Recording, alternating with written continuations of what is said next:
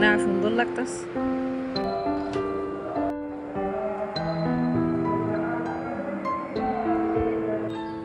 আমার গ্যাস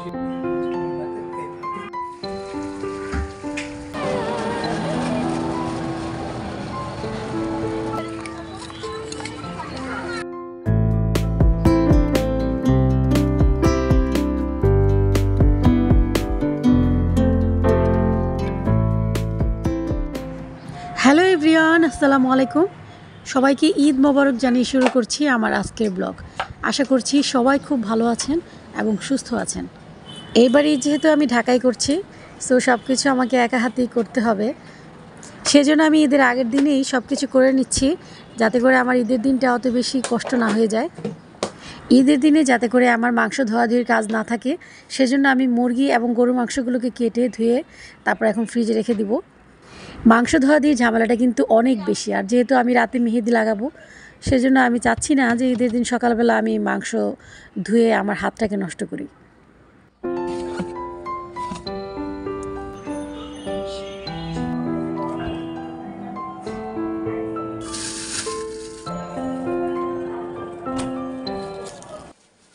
ঈদের দিন সকালবেলা নারকেল কোরানি নিয়েও কিন্তু একটা ঝামেলা হয়। সেজন্য আগে থেকেই যদি নারকেলটা কোরানো থাকে, তাহলে অনেকটা কাজ কমে যায়। মোট কথা, আমি ঈদের দিনে কোনো কাজই করতে চাচ্ছি না। আমি চাচ্ছি যে ঈদের দিনটা আমার খুব স্পেশাল হোক। স্পেশাল বলতে গেলে আসলে ঈদের দিনটা আমি খুব ভালোভাবে উপভোগ করতে চাচ্ছি, যাতে করে ঈদের দিনটা আমার অনেক বেশি গোছানো থাকে এবং আমার কাজও কম থাকে। তো সেটাই আর কি।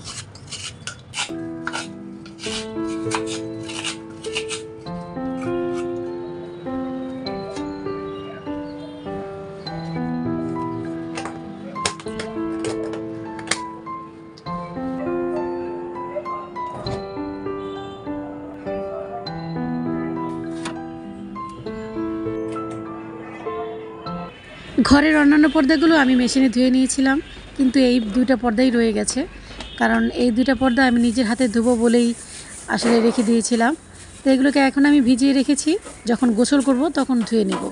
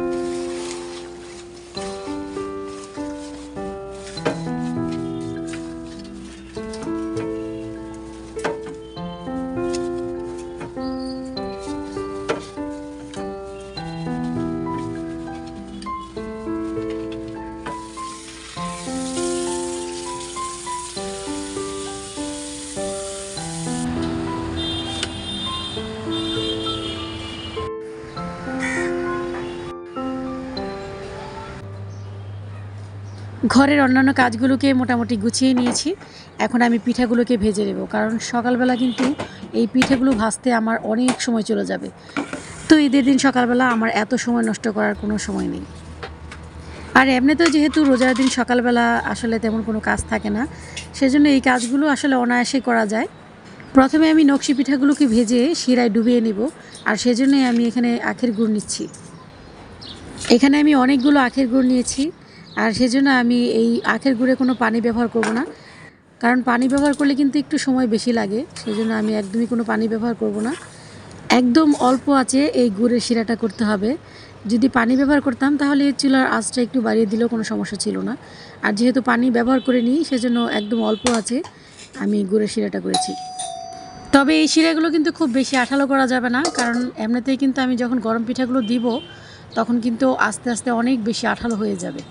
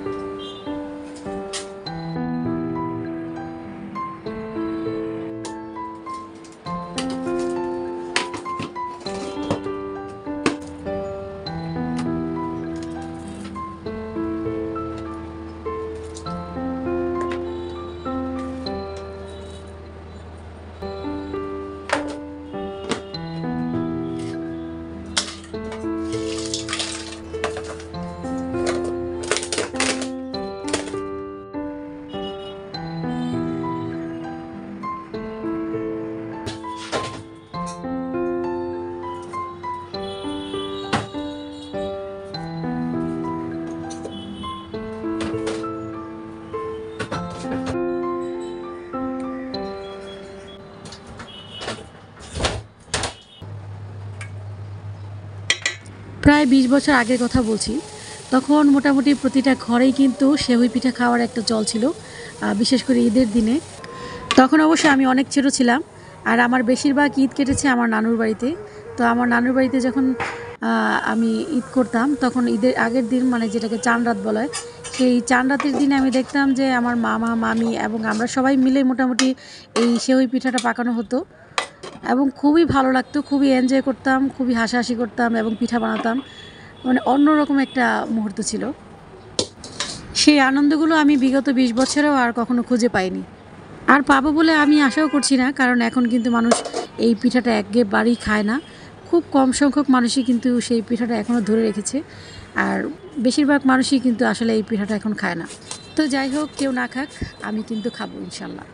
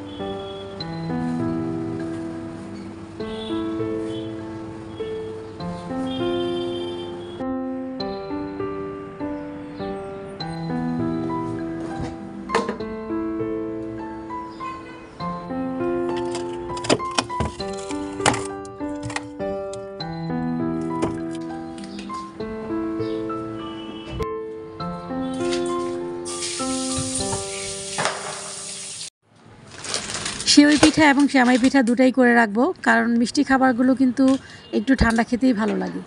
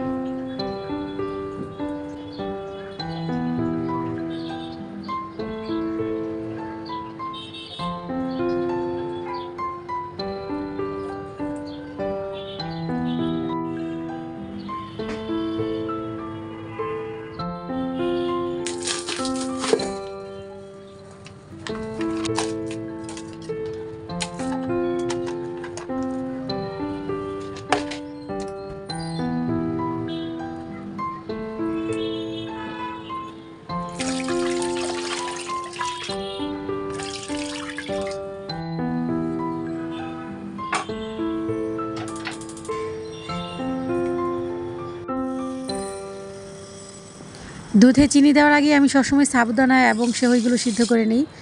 তারপর যখন পিঠাগুলো হয়ে যাবে তার 10 মিনিট আগে আমি চিনিটা ব্যবহার করি, কারণ দুধ চিনিতে কিন্তু সাবুদানা এবং সেওই কোনোটাই সিদ্ধ হতে চায় না, একটু বেশি সময় লেগে যায়।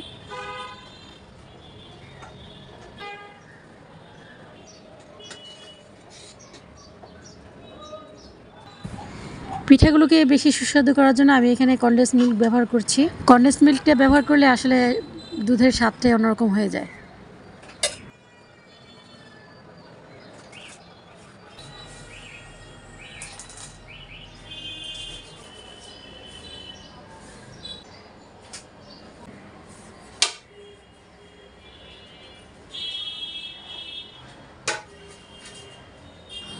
খুবই অল্প আছে পিঠাগুলোকে চুলায় বসিয়ে দিয়ে এখন আমি বিছানাগুলোকে গুছিয়ে নেব। পুরো বাড়িটা ঝেড়ে মুছে পরিষ্কার করার পর এখন অনেকটা ফ্রেশ লাগছে। আর যখন ভাবছি যে মোটামুটি অনেকগুলো কাজ আমার কমে গেছে, তখন মনটাও একদম ফুরফুরে লাগছে।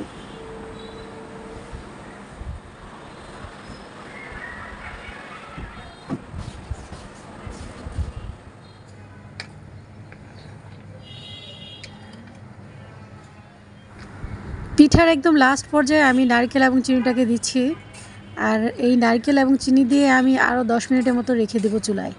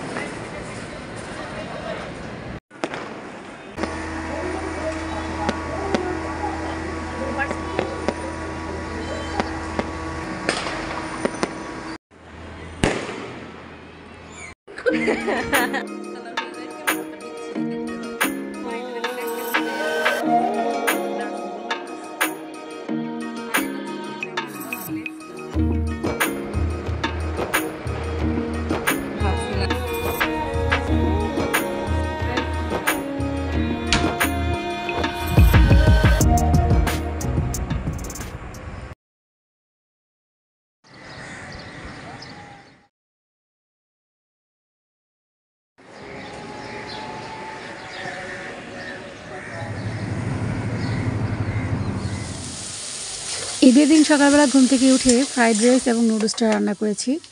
আর বাকি সব কিছুই তো রান্না করা আছে। বাকি সব কিছু বলতে আমি মিষ্টি জাতীয় খাবারের কথাগুলোই বলছি। ঈদের নামাজ 8টার দিকে, আর এখন 7:30 বাজে। আমার সব কিছু রান্না হয়ে গেছে। ছেলেকে বলেছি যে কিছু সেমাই মুখে দিয়ে দাও, সে কিছুই খাবে না, বলছে এসে তারপর খাবে। তো ছেলের বাবা বাড়িতে ঈদ করছে আর আমরা ঢাকায় ঈদ করছি, দুজন দুই প্রান্তে। কিছু প্রবলেমের কারণে আসলে বাড়িতে যাওয়া হয়নি, যার কারণে আমাদের এই অবস্থা।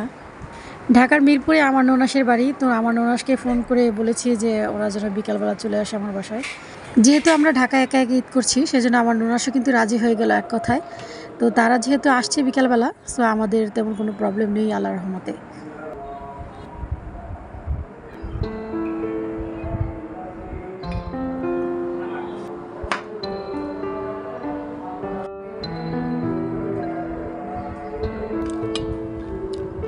আচ্ছা, বানাবো।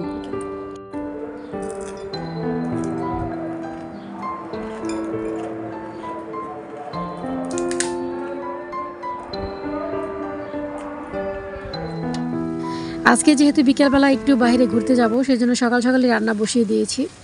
আর একটু বেশি বেশি করেই রান্না করছি, যাতে করে আমার যে গেস্টরা আসবে তারাও যেন খেতে পারে, এরকম বেশি করেই রান্না করে ফেলছি। কারণ দ্বিতীয়বার আবার রান্না করা আমার পক্ষে একেবারেই সম্ভব না, সেজন্য একবারই সব রান্না করে গুছিয়ে রাখবো। সন্ধ্যার পরে জাস্ট একটু গরম করে দিলেই হয়ে যাবে। শুধু পোলাও ভাতটা যেটা রান্না করব সেটা সন্ধ্যার পরেই করব।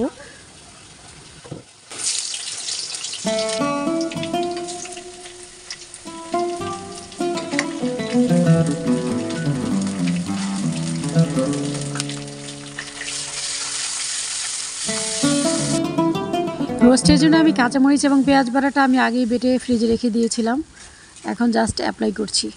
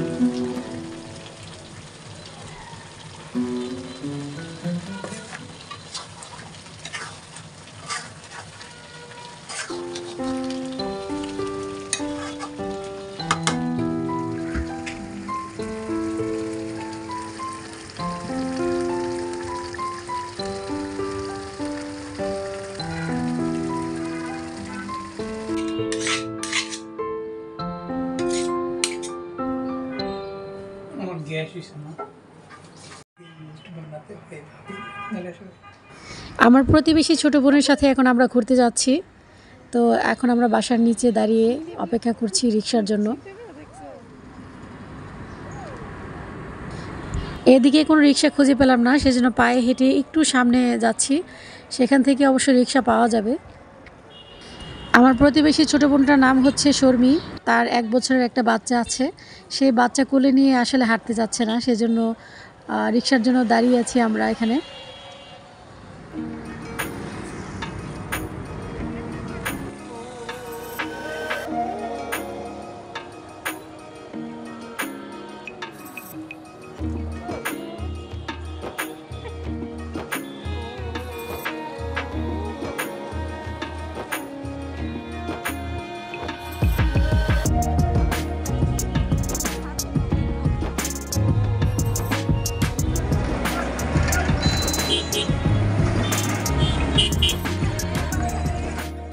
ভেবেছিলাম ঢাকা শহর থেকে বুঝি সব মানুষ গ্রামে চলে গেছে এই ঈদে, কিন্তু এখানে এসে দেখা গেল তার উল্টোটা।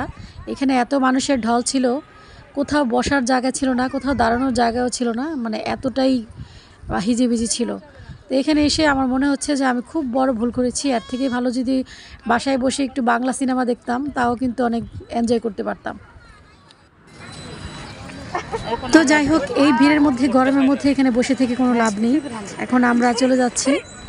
এখানে বসে সিদ্ধ হওয়ার চাইতে বাসায় গিয়ে বসে থাকাটা কিন্তু অনেক ভালো আমি মনে করছি। আমাদের রাহা বাবুর অবস্থা দেখেন, কি সুন্দর, হাতে চুড়ি, চোখে চশমা, একদম অপূর্ব লাগছে ওকে।